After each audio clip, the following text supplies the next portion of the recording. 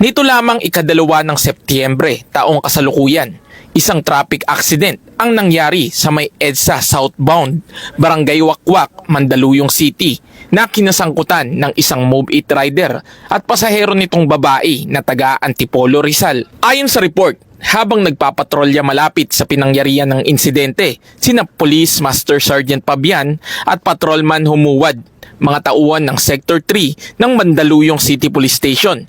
Isang tawag sa 911 ang iniradyo sa kanila ng Station Tactical Operation Unit ng nasabing himpilan patungkol sa isang traffic accident. Matapos matanggap ang report, wala nang pinalagpas pa ang mga kapulisan. Agad silang nagtungo sa pinangyarihan ng insidente at sa loob lamang ng 2 minuto ay agad silang nakarating sa nasabing lugar.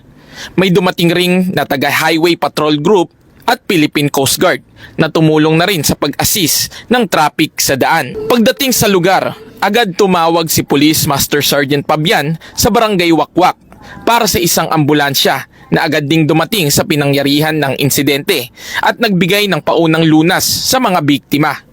Nadulas di umano ang motor na sinasakyan ng mga biktima dahil sa natapong langis sa kalsada na naging dahilan para sila ay matumba.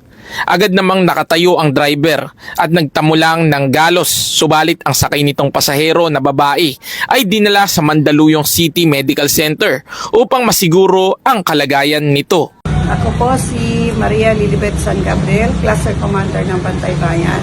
Nagpapasalamat po ako sa buong kapulisan dahil po pag kami humihingi ng tulong o responde sa aming lugar ay mabilis po silang tumutugon sa aming problema. Sa bagong Pilipinas, hangad ng Eastern Police District na ligtas ang bawat mamamayan. Ako po ang inyong PNN correspondent, Patrolman Reynan Jade Gravera, alagad ng batas, tagataguyod ng Balitang Pulis.